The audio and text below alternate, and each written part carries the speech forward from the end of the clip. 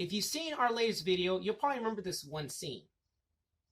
It's got a handful of locations. It's a very subtle but powerful scene.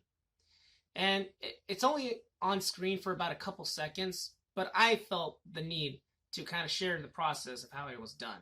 So if we move on over to Blender, we got ourselves a car accident scene, a little shot that was like vandalized, and a laptop. These three assets were used in order to make that one simple shot you just saw in the video. So here's how it was done. Starting off with the car wreck scene. So as you're looking at this car, the first thing you'll notice is that it's a bit low poly, right? It's not full of detail or any of that, but who cares? It's only on screen for about a little bit. You don't need to overwork yourself. And most audiences, they're either not going to notice or they're just not going to care. Oh, speaking of such, remember that police car from an earlier scene in the video? Well, turns out that's the exact same vehicle. We just removed the headlights, changed the color to red, and voila, it's like a whole new vehicle. Most folks never even noticed. Now for the vandalized store. It's just a simple, once again, road, sidewalk. We extruded it upwards to create like a little store. We made a little hole for like the door and the window. My original plan was to make like a cracked window. We figured it would be much easier if we just got a plane and just stretched it out on its sides to make like the yellow tape. To show like this place was either vandalized and then put police tape on top. So now let's move on to the pizza box, or should I say the laptop. Now, as you can see from this deleted scene, my original plan was to have a television set. I decided to go with the laptop instead.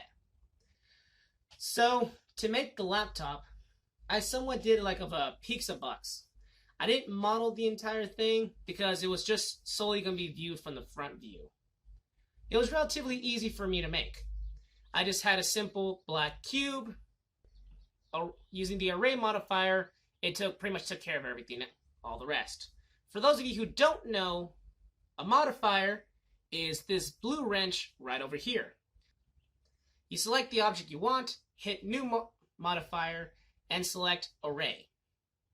Now, normally, we take this little object, duplicate it, I'd say like 7 times, and then offset it on the X, Y, and Z axis. We're going to put 1, 1, boom! You got yourself some stairs. See, just to give you an idea. But for the sake of our example, we're just going to duplicate this one cube about 1, 2, 3, 4, 5, 6, 7 times. We're going to duplicate it 7 times and offset it for about just about a teeny bit, right?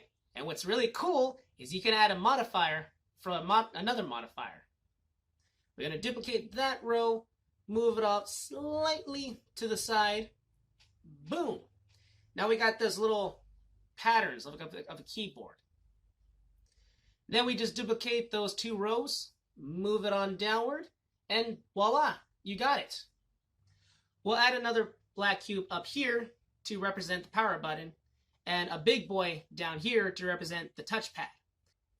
And as of recording this, I just realized I forgot to include a spacebar. And I'm willing to bet that a lot of you didn't even realize it until now. By the end of the day, I'm pretty sure you guys understand that this is a laptop, no confusion right there. And I'm pretty confident that while you're watching this video, you're more concerned about the story and what the video is about rather than technical stuff like, oh, this laptop is missing a spacebar. Now that I say it out loud, chances are you're not going to be able to unsee that now. I'm pretty confident that it's not going to take away from the experience. The fact that we're having this conversation, I would argue it adds a little more flavor to it.